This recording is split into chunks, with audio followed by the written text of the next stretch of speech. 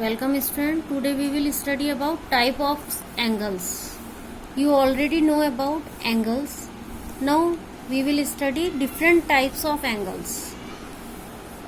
Previous classes में आपने types of angles में पढ़ा है कि obtuse angle, acute angle, obtuse angle, right angles. आज हम कुछ different types के angles पढ़ने वाले हैं. सबसे पहले adjacent angles.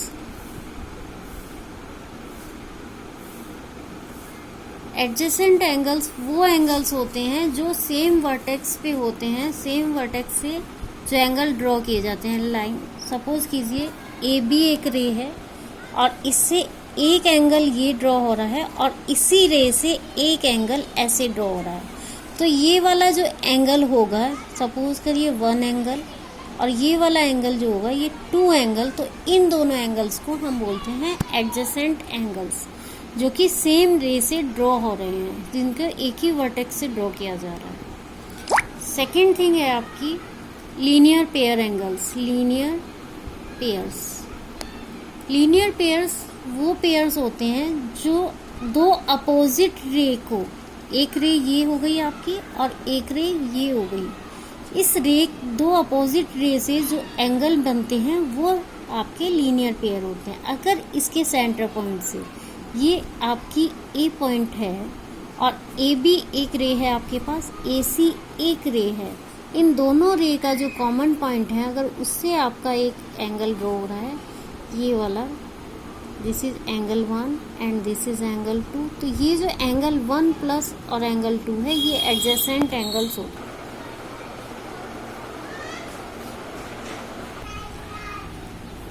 लीनियर पेयर का मीन्स जो कॉमन पॉइंट से जब दो रेज अपोजिट हों और दोनों के कॉमन पॉइंट से आप कोई एंगल ड्रॉ कर रहे हैं, तो एंगल 1 एंड एंगल 2 जो आपका लीनियर पेयर कहलाता है. और इन दोनों एंगल्स का sum angle 1 plus angle 2 equal to 180 degree होता है. इस केस में 180 नहीं होगा जब हम एडजेसेंट एंगल की बात कर रहे हैं, लेकिन अगर हम लीनियर पेयर की बात कर रहे हैं तो 180 डिग्री होगा. थर्ड आता है आपका वर्टिकली अपोजिट एंगल्स.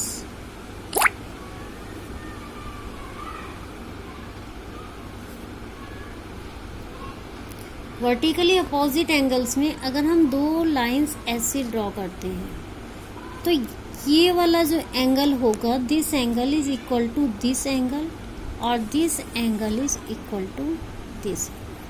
ये वाला जो एंगल होगा ये इस वाले एंगल के इक्वल होगा और ये एंगल इस एंगल के इक्वल होगा. फोर्थ आता है कॉम्प्लीमेंट्री एंगल्स.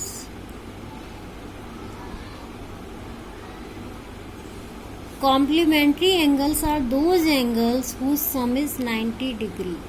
कोई भी दो एंगल्स जिनका सम 90 डिग्री होता है वो कॉम्प्लीमेंट्री एंगल्स होते हैं.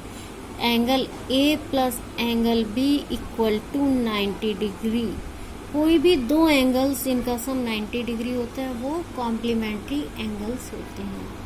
एंड नंबर 5 आता है आपका supplementary angles.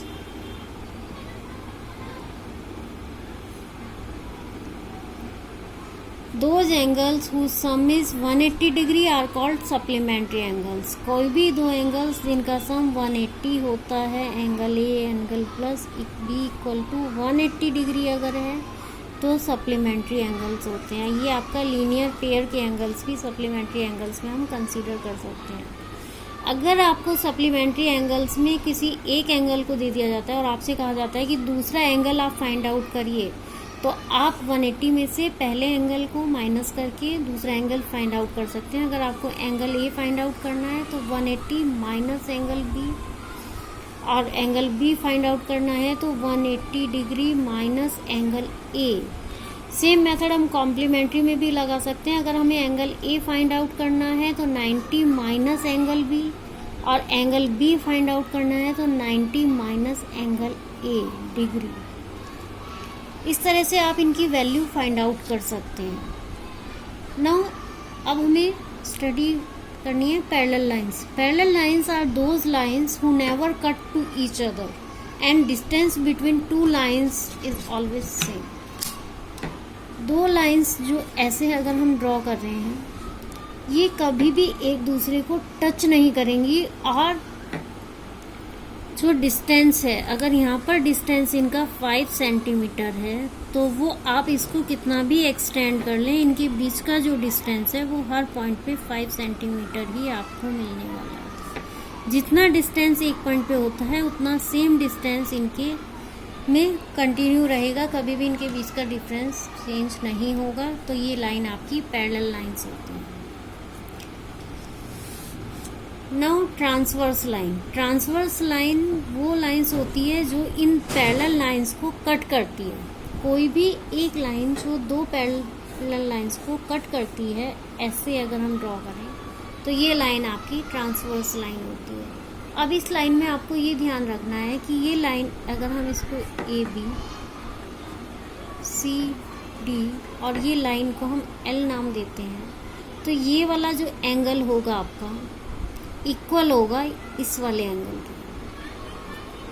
Angle 1 equal to angle 3 और ये वाला जो एंगल होगा एंगल 2 ये इक्वल होगा इस वाले 4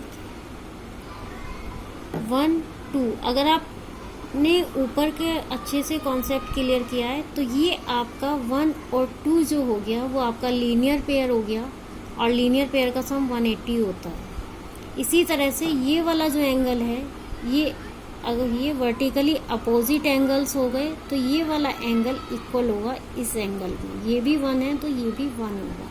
ये वाला एंगल इक्वल होगा इस वाले एंगल के। ये 2 है तो ये भी 2 होगा।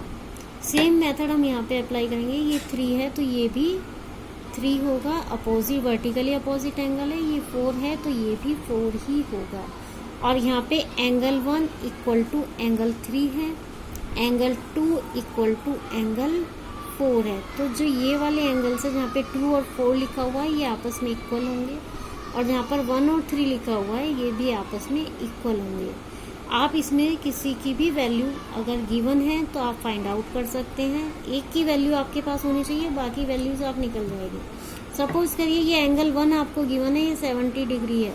सपोज करिए, एज्यूम करिए, तो एंगल 1 70 है, ये भी आपका 70 हो गया, ये वाला भी 70 हो गया और ये भी 70 डिग्री हो गया। अब आपको क्या करना है, एंगल 2 की अगर आप वैल्यू फाइंड आउट कर लेते हैं तो ये सारी वैल्यूज आपकी आ जाएंगी। एंगल 2 की वैल्यू कैसे करेंगे, ये आपका क्या है, लीनियर पेयर है और लीनियर पेयर की अभी मैंने बताया था कि 180 डिग्री होती है। 180 डिग्री में से माइनस कर दीजिए 70 डिग्री, आपकी जो 110 वैल्यू आ गई ये इक्वल टू आ गई एंगल 2 के। बस बाकी जितने एंगल्स बचे हैं ये सब आपके 110 डिग्री में हो जाएंगे। एंगल 4 110 डिग्री और ये भी एंगल 4 110 डिग्री। इस तरह से आप इनकी वैल्यू फाइंड आउट कर सकते हैं। Thank you.